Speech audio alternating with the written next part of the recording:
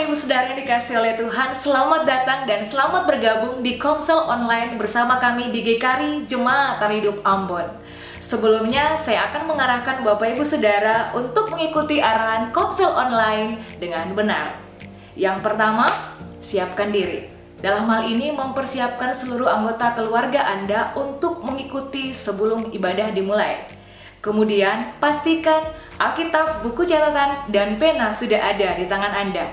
Yang kedua, siapkan hati. Dalam hal ini bergairah dan antusias untuk beribadah kepada Tuhan, untuk menikmati hadirat Tuhan dan cinta akan Tuhan. Ikuti setiap sesi yang sedang berlangsung, selayaknya kita sedang mengikuti komsel.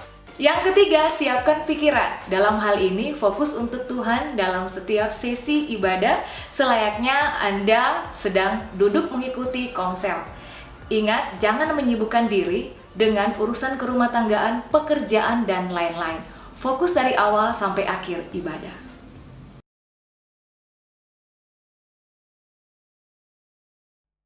Puji Tuhan, shalom. Sekali lagi shalom. Haleluya. Selamat bertemu dalam Komsel Online GKRI Ari Hidup Ambon di malam hari ini. Saya percaya bahwa Bapak Ibu Saudara yang ada di rumah maupun yang ada di tempat ini, semua jemaat GKRI Ari Hidup Ambon tetap baik-baik saja dan sehat-sehat saja. Amin. Oleh sebab itu, yang melakukan itu bagi kita adalah Allah kita. Mari kita tinggikan Dia, kita agungkan Dia, Raja kita dan Allah kita. Sama-sama kita tepuk tangan dan kita muliakan Allah kita.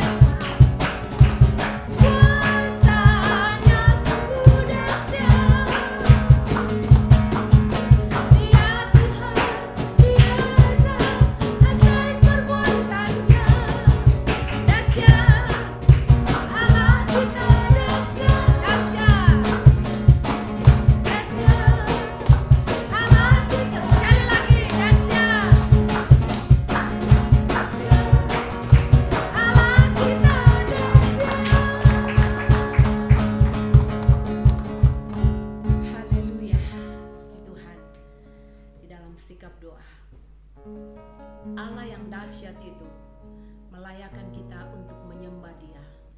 Allah yang dahsyat itu memampukan kita untuk menyembah Dia. Mari sama-sama kita menyembah Allah kita.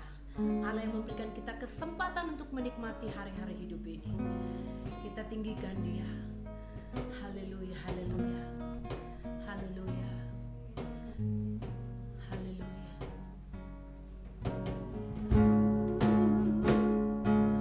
Sebab Tuhan Dia baik, bahwasanya untuk selama-lamanya kasih setia-Mu bagi kami. Selamat malam Bapa, selamat malam Yesus, selamat datang di tempat ini. Kami menyembah-Mu, kami meninggikan nama-Mu Yesus. Haleluya.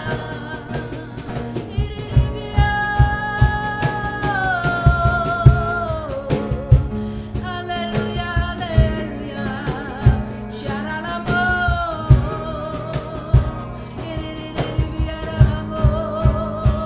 Inamaralamo. Haleluya.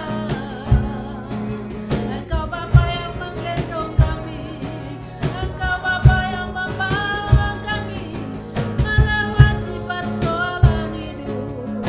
Engkau Bapa yang baik, Bapa yang baik.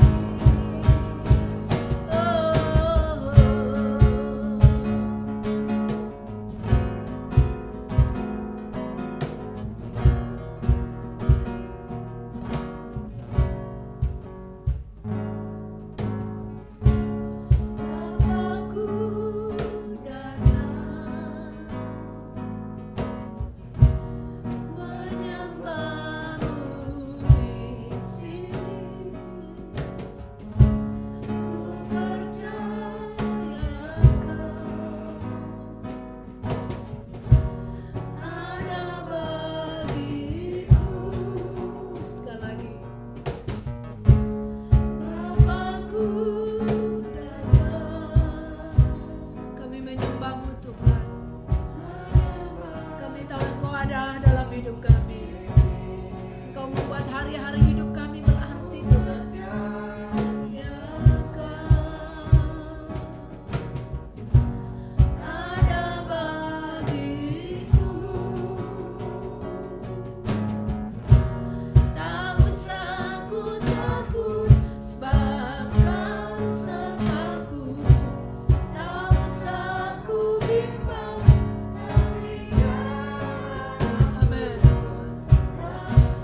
Amin Tuhan.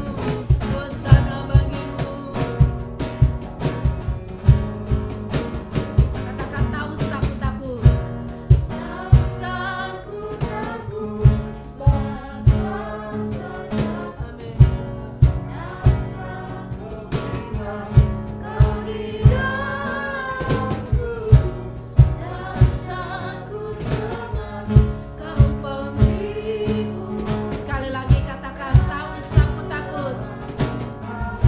Sekali lagi, lebih manis katakan. Amin Tuhan. Sertaku, tak usah ku bimbang, Kau di dalamku. Tak usah ku cemas, Kau pemimpinku. Saat ku lemah, Kau kuatku. Nyanyi haleluya, amin. Nyanyi haleluya. Sungguh Kau hebat, ajaib perkasa. Berdua sekali lagi ku nyanyi haleluya. Lebih manis engkau katakan untuk Tuhan. Sambil angkat kedua tangan dan katakan, kami nyanyi haleluya bagimu. Ku nyanyi haleluya. Sungguh Kau hebat, ajaib perkasa perbuatanmu. Hidupku sekali lagi, sungguh Kau hebat, sungguh Kau hebat, ajaib perkasa perbuatanmu.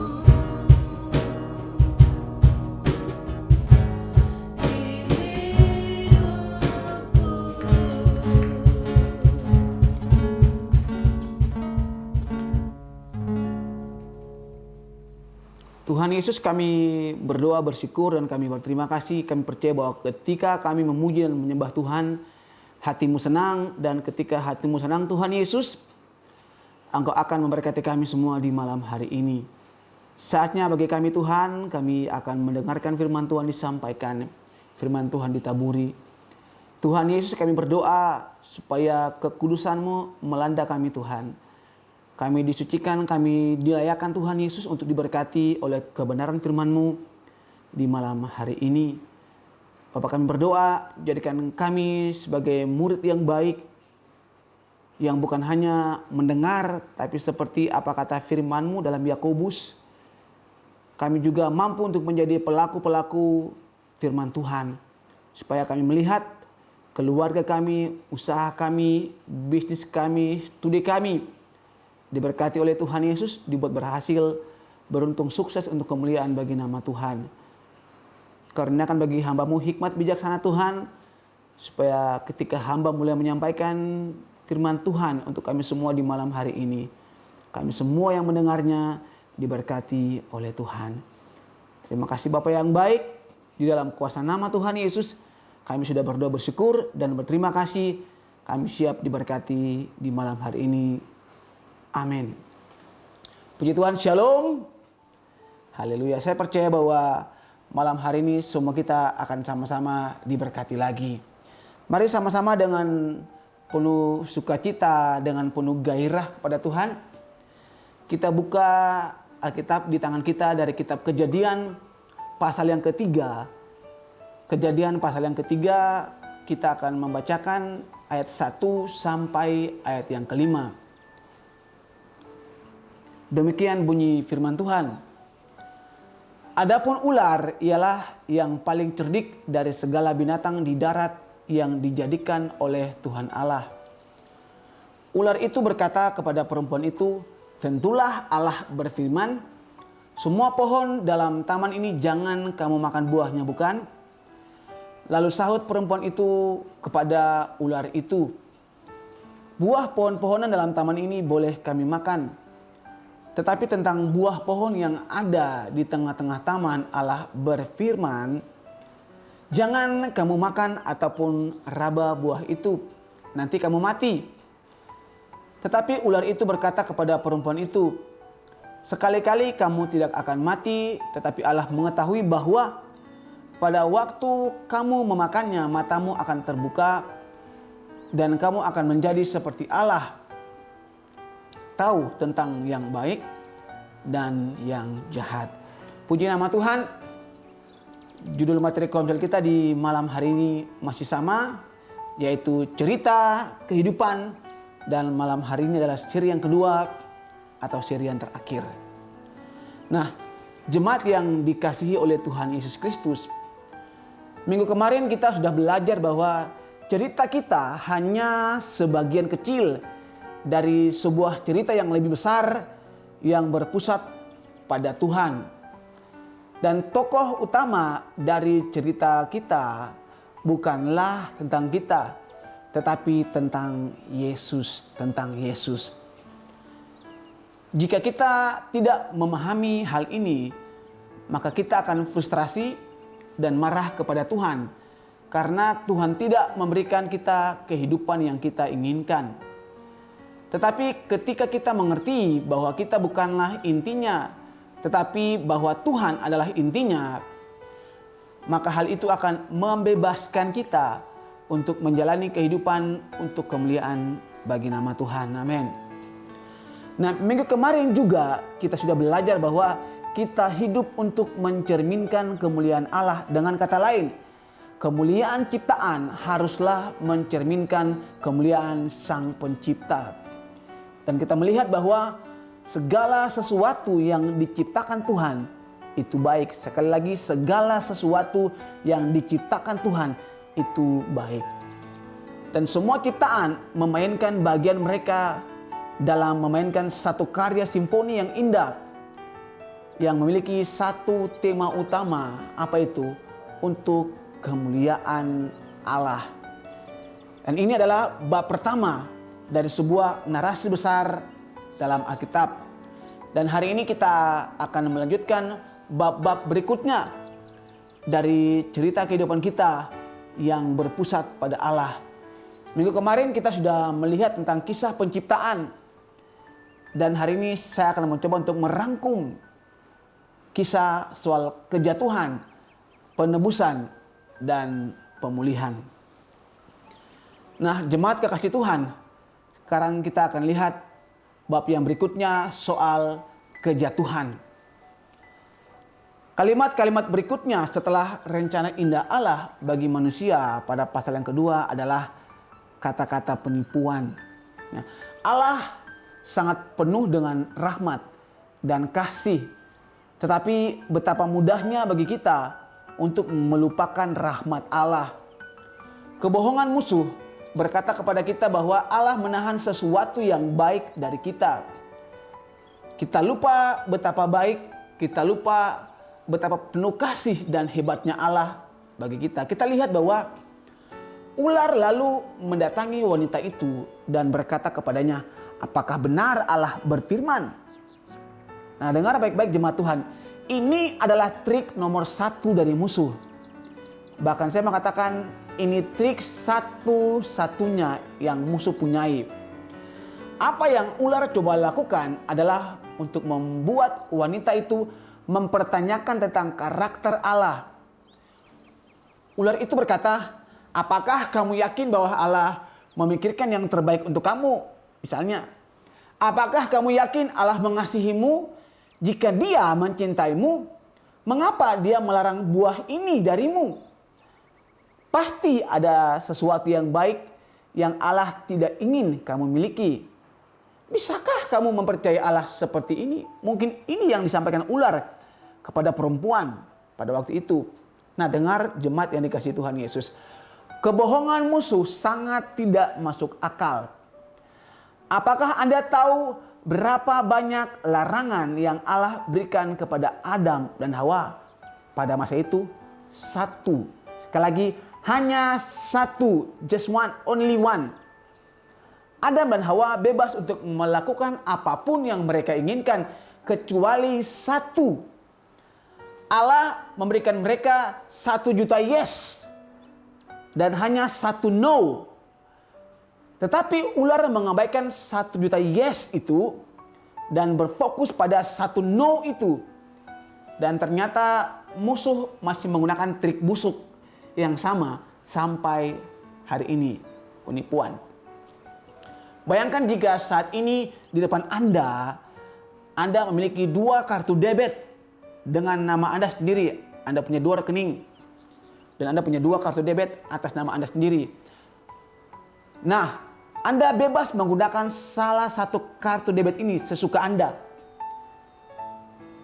Jika salah satu account memiliki total nilai 100 juta rupiah dan yang satu lagi memiliki 100.000 rupiah dan Anda bebas memilih salah satunya. Saya mau tanya, yang mana yang akan Anda pilih? Kalau Anda waras, maka jumlah 0 dalam rekening kartu debit itu pasti akan menentukan pilihan Anda. Amin? Iya dong. Bahkan jika pilihannya antara 80 dan 70, 100 juta dengan 10 juta, Anda masih akan memilih yang 80 itu. Amin? Jadi karena Anda waras, maka Anda akan memilih yang 80 itu, bukan yang 70 itu. Tapi pilihannya benar-benar antara 100 juta dan 100.000 rupiah. Saya mau tanya, apakah ada yang butuh waktu di antara Anda untuk berdoa dan berpuasa sebelum Anda mengambil keputusan? Tentu tidak, ya kan? Karena Anda pasti akan memilih yang 100 juta itu dalam sekejap. Nah, memilih 100.000 dari 100 juta adalah tidak masuk akal dan adalah kebodohan. Amin, betul? Tetapi itulah yang dilakukan oleh Adam dan Hawa pada masa itu. Mereka memilih satu hal yang Tuhan katakan no ketimbang 1 juta yes dari Tuhan.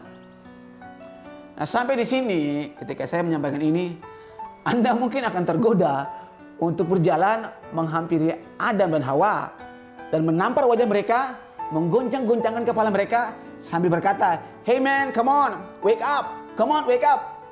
Tujuannya untuk mengembalikan akal sehat mereka. Karena keputusan yang mereka ambil itu tidak masuk akal.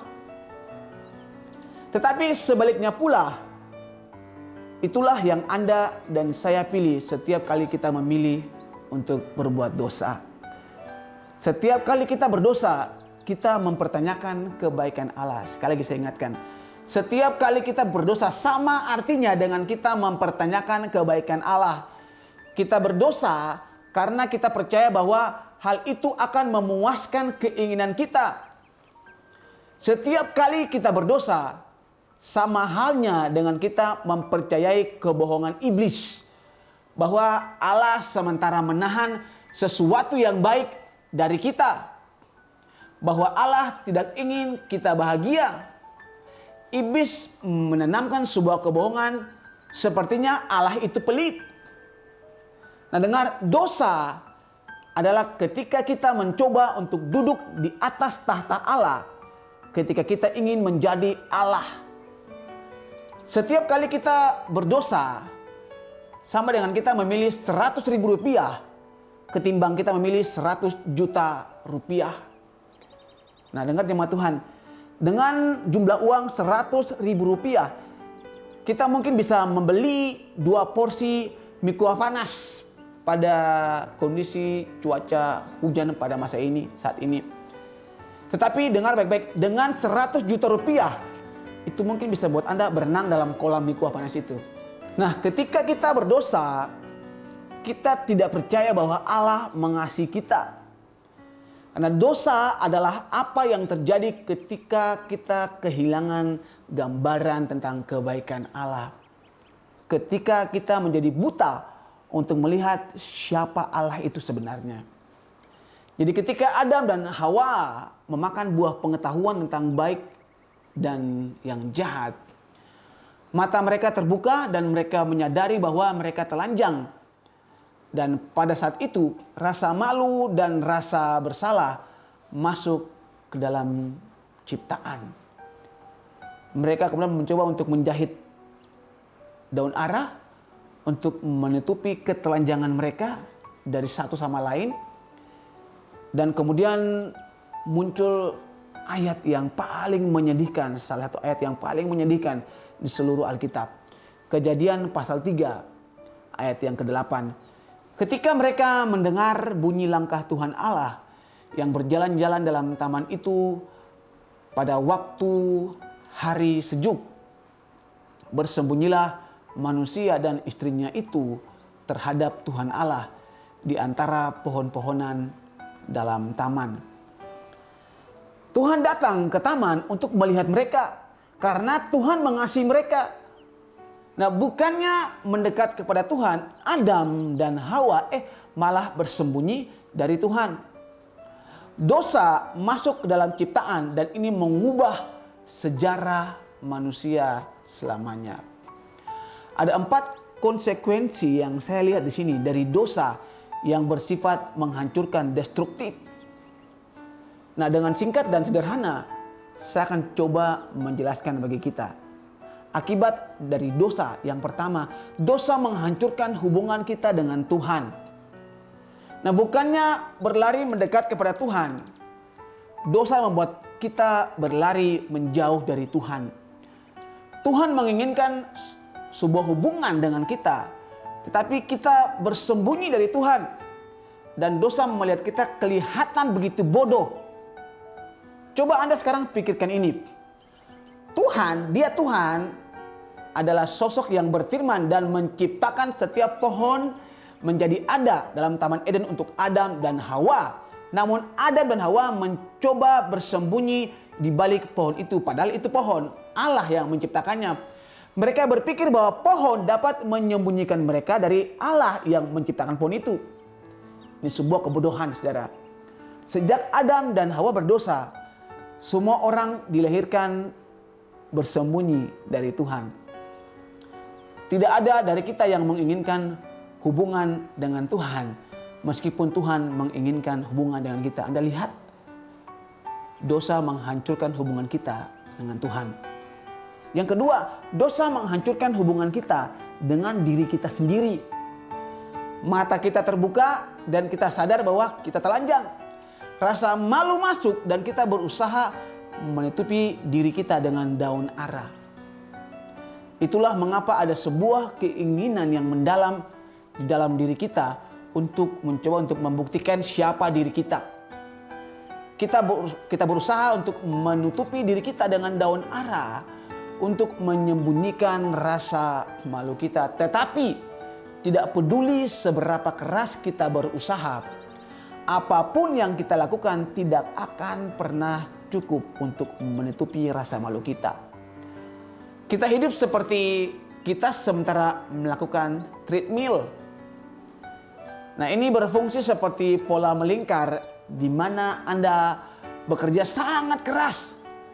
Namun sesungguhnya Anda tidak pergi kemana-mana.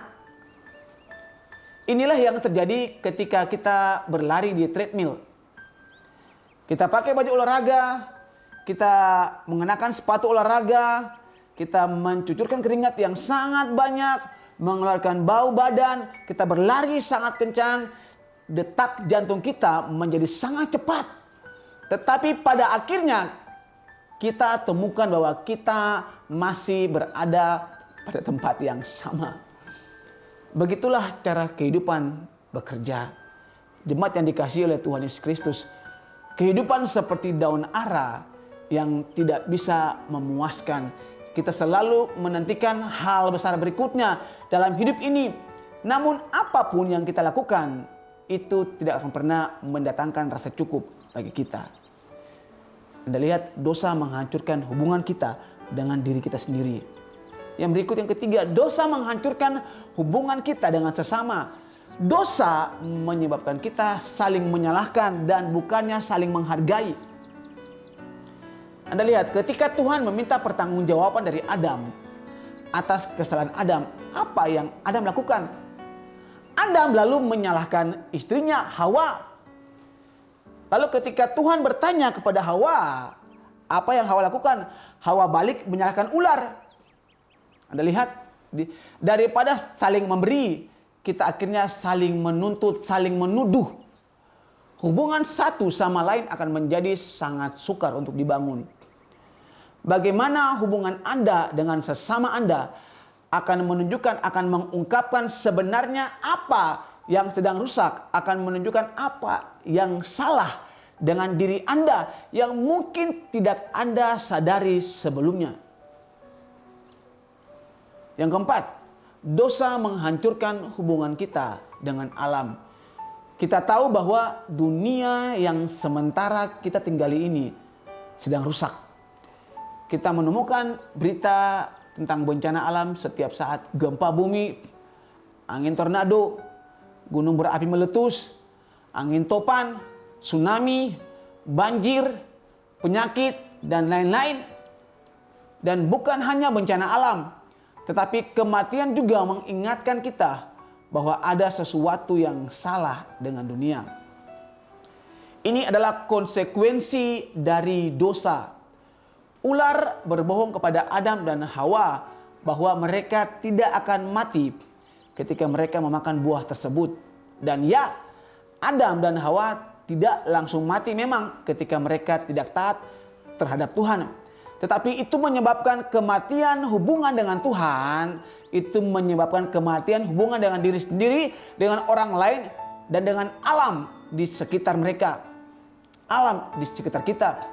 Dan iblis masih berbohong kepada kita sampai hari ini bahwa dosa kita tidak akan memiliki konsekuensi kekal. Tetapi puji Tuhan bahwa ini bukan akhir dari cerita kita. Sekarang kita lihat bab yang ketiga dari sebuah narasi besar dalam Alkitab, yakni tentang penebusan. Penciptaan yes, kejatuhan yes, sekarang penebusan. Meskipun dunia berada dalam kekacauan dan semuanya hancur, tetapi Tuhan tidak kehilangan kendali sedetik pun. Meskipun kita memberontak terhadap kasih Tuhan, Tuhan tetap melanjutkan rencananya yang telah ditetapkan dari kekekalan. Dia tidak meninggalkan kita sendirian, tapi lihat apa yang Tuhan lakukan. Tuhan mencari orang berdosa. Yang pertama, Tuhan mencari orang berdosa. Dan inilah yang membedakan kekristenan dari agama-agama yang lain. Apa itu? Bukan kita yang mencari Tuhan, tetapi Tuhanlah yang datang mencari kita. Adam dan Hawalah yang tidak mentaati Allah, tetapi Allah justru mencari mereka. Wow, ini luar biasa. Kita adalah orang yang berdosa terhadap Allah, tetapi Allah yang mengambil inisiatif untuk memulihkan hubungannya dengan kita. Dia tidak hanya mencari kita, tetapi yang kedua, dia juga mati untuk kita. Yang kedua, Tuhan mati untuk orang berdosa. Dengarkan apa yang dikatakan Tuhan kepada ular dalam Kejadian pasal yang ketiga ayat yang ke-15. Aku akan mengadakan permusuhan antara engkau dan perempuan ini, antara keturunanmu dan keturunannya. Keturunannya akan meremukkan kepalamu dan engkau akan meremukkan tumitnya. Inilah janji pertama tentang Injil. Tuhan berjanji bahwa suatu hari nanti yang akan datang, di mana akan terjadi keturunan dari wanita ini akan menghancurkan kepala ular. Saudara perhatikan, kata keturunan adalah tunggal, satu orang. Tapi bukan itu saja. Tuhan juga berkata bahwa ular akan menggigit tumitnya. Dengan kata lain, akan ada sebuah pertempuran. Racun ular akan mengenai keturunan ini dan dia akan mati. Tetapi itu bukan akhir dari cerita, karena keturunannya juga akan menghancurkan kepala ular. Dan saudara, ini adalah pesan utama dari Alkitab. Pesan utama dari Alkitab adalah kedatangan dan pekerjaan sang keturunan penebus yang pada akhirnya menghancurkan kepala dosa. Dan nama keturunan yang dijanjikan itu adalah Yesus. Cuma katakan Yesus. Yesus melawan dosa untuk kita. Dia diremukkan karena pelanggaran kita. Dosa membunuh Yesus. Dalam kejatuhan, kita mengambil tempat Tuhan di atas tahtanya.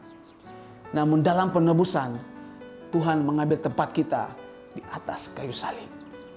Dengar, dia tidak hanya mencari kita. Dia tidak hanya mati untuk kita. Tapi yang ketiga, dia menutupi dosa dan malu kita. Haleluya.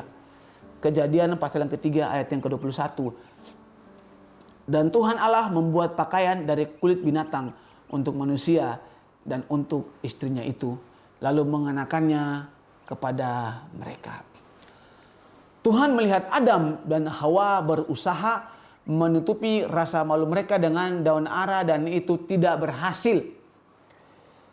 Jadi Tuhan membunuh binatang yang tidak bersalah. Darah tercurah dan Tuhan membuat pakaian dari kulit binatang itu untuk menutupi Adam dan Hawa. Dan saya mengatakan inilah gambaran perbuatan Yesus. Allah akhirnya mengorbankan anaknya yang tidak bersalah. Darahnya akan ditumpahkan dan Tuhan akan menutupi orang-orang berdosa dengan jubah kebenaran anaknya Yesus Kristus. Jadi hari ini jika Anda menaruh iman Anda kepada Yesus, Anda tidak hanya diampuni dari dosa-dosa Anda. Anda pada hari ini sudah berpakaian kebenaran Yesus. Anda tidak lagi harus menutupi diri Anda dengan daun ara, karena Anda ditutupi oleh darah Yesus. Covered by the blood of Jesus. Inilah artinya menjadi orang Kristen. Dan jemaat yang dikasihi oleh Tuhan Yesus Kristus, ini akan membawa kita pada bab yang keempat, bab yang terakhir dari sebuah narasi besar di dalam Alkitab, yaitu pemulihan. Dalam Kejadian pasal 1 dan pasal 2, kita memiliki cerita tentang ciptaan Allah yang baik. Dalam Kejadian pasal yang ketiga, kita memiliki cerita tentang kejatuhan dan penebusan. Dan sejak saat itu cerita Alkitab berfokus pada penggenapan janji penebusan Allah dan janji pemulihan. Saya akan memberitahu Anda akhir dari cerita kita. Dan cerita Alkitab ini sangat indah. Ini sangat luar biasa. Amazing. Jemaat yang dikasihi oleh Tuhan Yesus Kristus, dengar baik-baik. Akan tiba satu masa, akan tiba satu saat ketika tidak akan ada lagi dosa dan penderitaan. Akan tiba satu masa, satu saat di mana tidak akan ada lagi rasa sakit dan penyakit, tidak ada lagi kematian, tidak ada lagi kesedihan. Di mana semua orang yang percaya kepada Yesus akan dipulihkan sepenuhnya. Dan kita akan memiliki hubungan yang sempurna dengan Allah kita, hubungan yang sempurna dengan diri kita sendiri, hubungan yang sempurna dengan orang lain, dan hubungan yang sempurna dengan alam. Dengar, Tuhan sendiri akan menghapus air mata dari mata kita. Dan yang terbaik dari semuanya, Tuhan akan bersama-sama dengan kita dan kita akan memerintah bersama-sama dengan Tuhan. Dunia yang akan datang tidak hanya akan menjadi seperti dunia sebelum kejatuhan. Dunia yang akan datang akan menjadi lebih baik daripada sebelumnya. Tetapi hari itu belum tiba. Kita sedang dalam perjalanan menuju ke sana. Hari ini kita masih mengalami banyak kekecewaan dan frustrasi yang sedang disebabkan oleh dosa.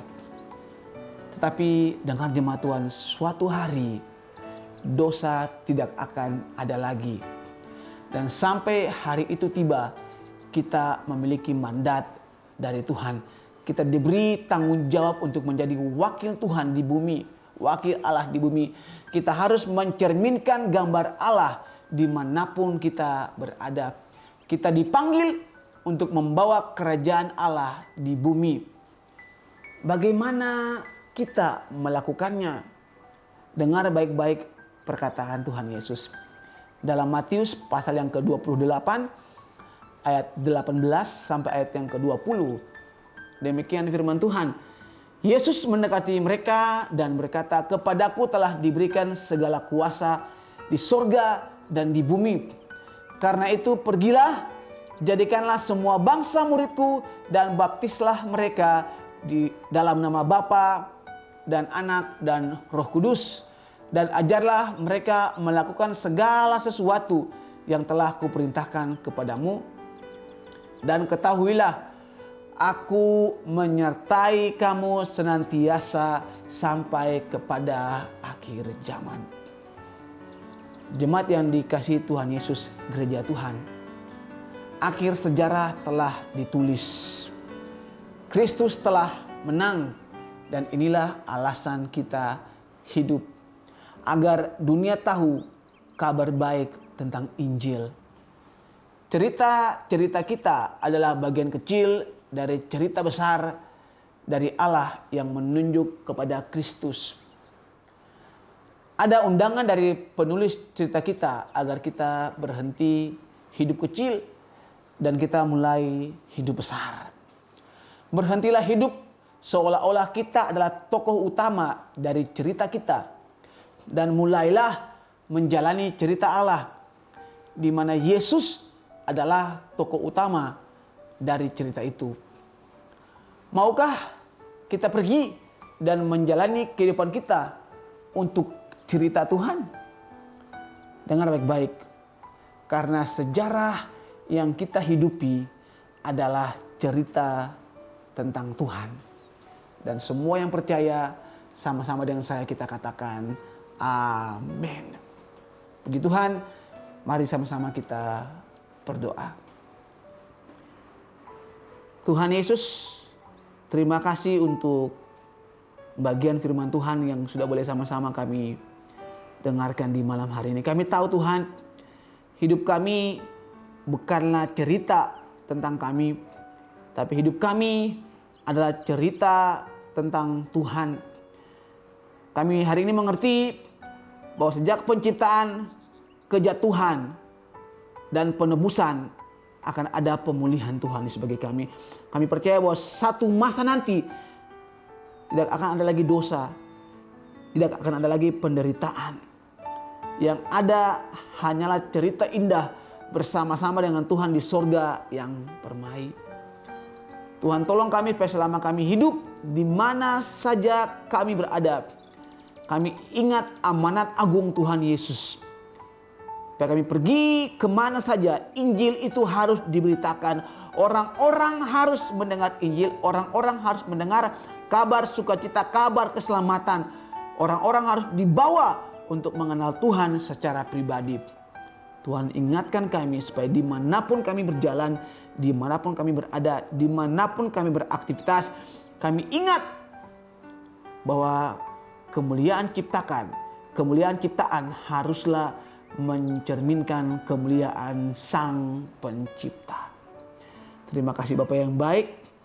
Kami berdoa supaya Engkau mau memateraikan setiap perkataan kebenaran firman Tuhan di malam hari ini bagi kami. Kami melihat hidup kami berhasil beruntung ketika kami hidup mempraktikkan setiap prinsip kebenaran firman Tuhan. Di dalam kuasa nama Tuhan Yesus, kami sudah berdoa bersyukur dan berterima kasih. Haleluya. Amin. Shalom Bapak Ibu Saudara-saudara sekalian. Saatnya bagi kita sekarang untuk memberi bagi pekerjaan Tuhan. Sebelumnya saya mau membaca satu bagian firman Tuhan yang akan menjadi dasar bagi kita untuk memberi kepada Tuhan. Amsal pasal 3 ayat 9 sampai dengan 10. Demikian firman Tuhan. Muliakanlah Tuhan dengan hartamu dan dengan hasil pertama dari segala penghasilanmu. Maka lumbung-lumbungmu akan diisi penuh sampai melimpah-limpah. Dan bejana pemerahanmu akan meluap dengan air buah anggurnya. Dengan dasar firman Tuhan inilah kita akan memberi bagi Tuhan. Angkat persembahan di tangan Bapak Ibu Saudara sekalian dan kita akan berdoa. Bapa, kami mengucap syukur, berterima kasih untuk kesempatan yang Tuhan berikan kepada kami memberi bagi pekerjaan Tuhan. Sebelumnya kami berdoa supaya Tuhan Kau berkati, kuduskan persembahan yang kami berikan ini, supaya berguna bagi perluasan pekerjaan Tuhan di muka bumi ini. Terima kasih Bapa, terima kasih Tuhan. Kami berdoa Tuhan Yesus, Engkau memberkati jemaat-Mu Tuhan dengan segala usaha pekerjaan mereka. Apa saja mereka kerjakan, Tuhan Yesus Engkau buat berhasil dan beruntung. Terima kasih Bapa yang baik. Di dalam kuasa nama Tuhan Yesus kami berdoa. Haleluya. Amin. Puji Tuhan Bapak Ibu Saudara, sambil persembahan dipungut sama-sama kita angkat hidung pujian. Sungguh ku bangga Bapa.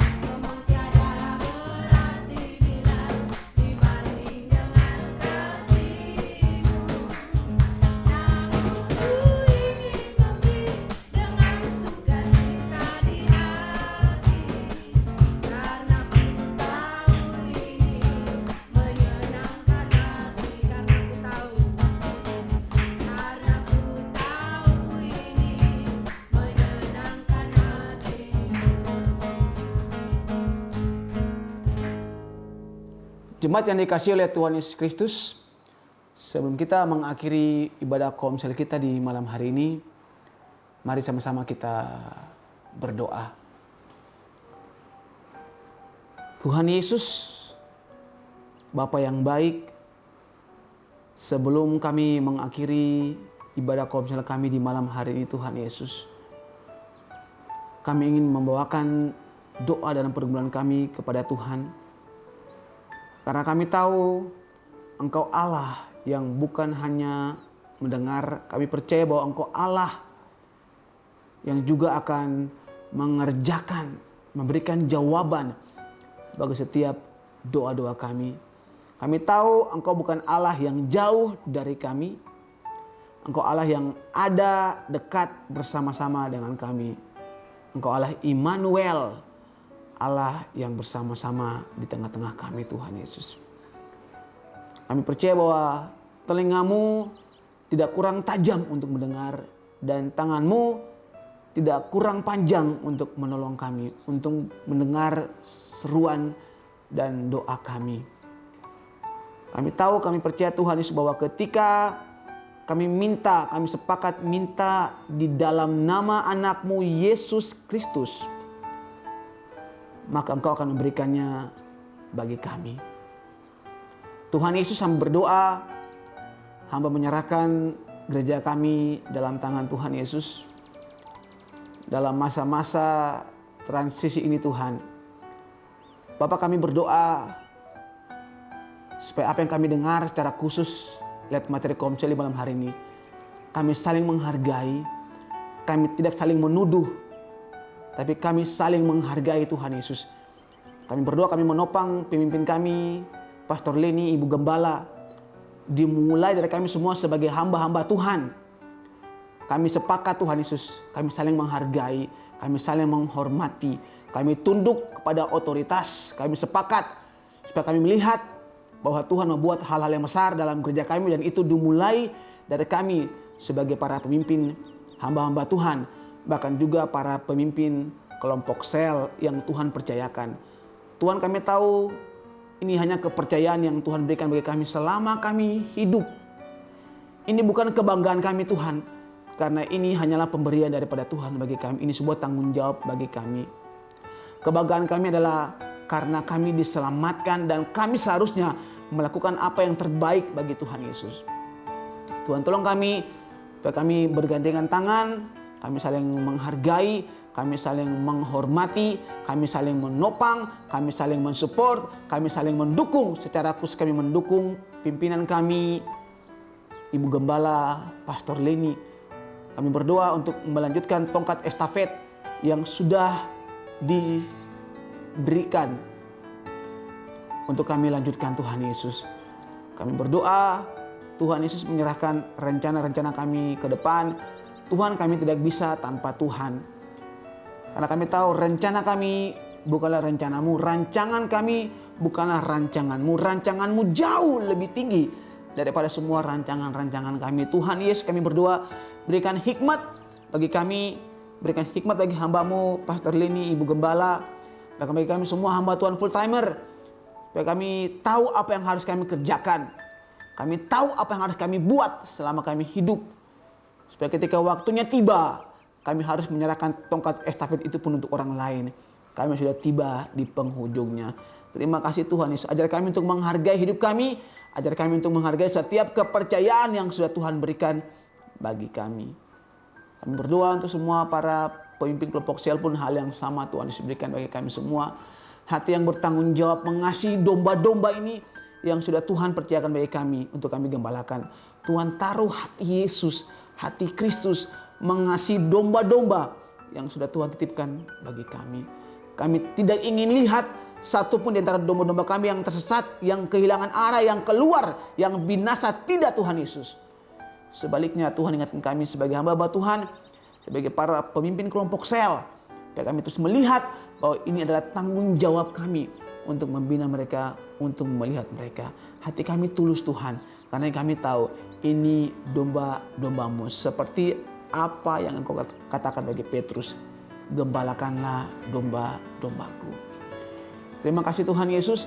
Kami berdoa, kami taruh semua jemaat Tuhan, supaya mereka terus bergairah, mereka terus bersemangat untuk menjalani hari-hari hidup mereka. Sekalipun mungkin Tuhan Yesus seketika ini ada di antara mereka yang menderita. Tapi kami tahu Tuhan Yesus bahwa setiap bagian kecil, setiap detil kecil dalam kehidupan kami, itu hanyalah bagian dari rencana besar Allah untuk mengerjakan hal-hal yang luar biasa di dalam kehidupan kami. Supaya kami terus mau bertahan.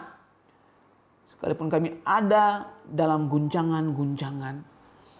Tuhan Yesus, kami berdoa supaya kami hidup karena iman, bukan karena kami melihat Tuhan Yesus. Tuhan tolong supaya jemaat ini semakin hari mereka semakin tertanam di rumah Tuhan. Mereka berakar di rumah Tuhan. Bahkan mereka berbuah lebat di dalam kehidupan dan pelayanan mereka Tuhan Yesus. Kami berdoa supaya apapun yang digumuli, yang didoakan oleh jemaat Tuhan, semua kebutuhan hidup mereka, Tuhan Yesus, Engkau Allah Jehovah Jireh. Engkau Allah yang melihat, sekaligus Engkau Allah yang menyuplai. Tuhan, kami berdoa supaya kasih karunia-Mu terus berlanjut, rahmat-Mu berlimpah-limpah di dalam kehidupan semua jemaat Tuhan. Mereka mungkin bergumul dengan makan, minum, pakai, tempat tinggal. Mungkin anak-anak muda dengan uang-uang kos mereka, mahasiswa-mahasiswa mungkin dengan mereka punya uang-uang semester. Tuhan memberkati. Kami berdoa setiap jemaat Tuhan dengan apapun pekerjaan mereka, bisnis usaha mereka diberkati di dalam nama Tuhan Yesus. Kami berdoa berkat Tuhan tidak bisa dibatasi oleh pandemik ini, karena kami tahu berkat Tuhan ketika diperintahkan tidak ada yang bisa menghambatnya. Kami berdoa memberkati semua usaha bisnis dari semua jemaat Tuhan yang punya usaha-usaha kecil, yang punya usaha-usaha menengah, bahkan yang punya usaha-usaha besar, diberkati dalam nama Tuhan Yesus. Apapun halangan-halangan, apapun hambatan-hambatan mereka dalam bisnis mereka, Tuhan, kami berdoa supaya Tuhan muluskan, supaya setiap usaha mereka itu mendapatkan keuntungan yang sebesar-besarnya, hingga mereka melihat bahwa benar-benar ketika mereka hidup berpaut dengan Tuhan, Tuhan membuat perbedaan bagi mereka dengan orang lain. Apa itu? Hidup mereka diberkati oleh Tuhan Yesus. Terima kasih Bapak yang baik. Kami berdoa, kami taruh semua jemaat Tuhan dalam kondisi cuaca kadang hujan Tuhan. Kami taruh semua jemaat Tuhan yang tinggal mungkin di pesisir sungai, di tepi-tepi sungai, bahkan di lembah-lembah. Kami berdoa supaya perlindungan Tuhan sempurna atas hidup mereka. Tidak ada sesuatu pun yang buruk yang terjadi bagi mereka. Kami berdoa menumpangkan tangan untuk setiap jemaat Tuhan yang sakit. Apapun jenis sakit penyakit mereka. Sakit pada bagian usus, sakit pada bagian hati, sakit pada bagian jantung, ginjal, organ-organ tubuh apapun. Demi nama Yesus Kristus Tuhan, hamba berdoa mengucapkan mujizat kesembuhan terjadi di dalam nama Tuhan Yesus. bagi setiap jemaat Tuhan yang sakit. Dengan baik-baik oleh bilur-bilurnya engkau sudah sembuh. Haleluya. Di dalam nama Tuhan Yesus engkau percaya dan engkau terima kesembuhan daripada Tuhan malam hari ini juga. Saat ini juga sudah menjadi bagian dalam kehidupanmu. Dan ketika ibadah offline dimulai, engkau akan berdiri di depan dan engkau akan bersaksi betapa dahsyatnya Tuhan menyembuhkan engkau. Terima kasih Bapak yang baik. Kami juga berdoa menyerahkan rencana kami untuk ibadah secara offline. Kami bersuka cita Tuhan, karena kami boleh lagi ada berkumpul di rumah Tuhan nanti ketika hari Minggu tanggal 9 Agustus ini. Bahkan ibadah youth juga tanggal 8 Agustus hari Sabtu ini Tuhan Yesus. Bapak, kami berdoa supaya Engkau menyempurnakan sukacita kami Tuhan. Engkau jaga kami, lindungi kami Tuhan Yesus. Ketika kami ada, kami berdoa, kami tetap beribadah mengikuti protap kesehatan. Tuhan tolong kami, supaya ketika kami ada bersama-sama beribadah pun, kami dijauhkan dari segala macam bentuk virus COVID-19 ini Tuhan Yesus. Kami percaya bahwa kami akan baik-baik saja, kami percaya bahwa kami akan sehat-sehat saja. Karena Tuhan yang bersama-sama dengan kami, yang memagari kami, yang menjaga kami, yang melindungi kami. Kami menyerahkan rencana ibadah kami, di dalam juga akan ada perjamuan. Berkati dari awal sampai selesainya. Pastor Cory yang akan memimpin kami pun, Tuhan berbicara sesuatu bagi beliau. Kami menantikan hal yang luar biasa disampaikan bagi kami hari Minggu ini Tuhan. Terima kasih Bapak yang baik. Terima kasih Tuhan Yesus. Kami terus berdoa bagi semua jemaat Tuhan dimanapun mereka berada. Sekali lagi penjagaan dan perlindungan Tuhan sempurna atas hidup mereka. Tidak satu pun di antara mereka yang akan terpapar virus ini Tuhan Yesus. Terima kasih Bapak yang baik. Terima kasih Tuhan Yesus. Segala pujian, syukur, hormat, kemuliaan kami kembalikan bagi Engkau Tuhan. Engkau Allah yang layak menerimanya. Akhir dari ibadah komsel kami di malam hari ini. Sebelum kami berpisah, kami mohon berkat daripada Tuhan. Kiranya kasih karunia dan damai sejahtera yang melampaui segala akal manusia itu turun berdiam menguasai tubuh, roh, dan jiwa kami, menguasai hati, pikiran, kemauan, perasaan, bahkan segenap logika kami. Supaya apapun yang terjadi di sekitar kehidupan kami Tuhan Yesus, hati kami, tubuh, roh, dan jiwa kami, pikiran kami aman-aman saja, baik-baik saja, tenang-tenang saja. Kami tetap sehat-sehat saja. Kami punya umur yang panjang. Dengan umur yang panjang, kami terus hidup menikmati berkat-berkat Tuhan. Berkat Allah Abraham, Ishak, Israel turun bagi kami secara finansial. Supaya apapun kebutuhan hidup kami diberkati oleh Tuhan. Kami berdoa, kami mohonkan berkat ini bukan dengan nama lain, melainkan di dalam nama Yesus Kristus Tuhan, Juru Selamat kami yang hidup, dan semua kita yang percaya bahwa kita adalah orang-orang yang dipilih untuk diberkati. Mari sama-sama dengan saya kita katakan amin. Puji Tuhan, shalom, Tuhan Yesus memberkati. Amin.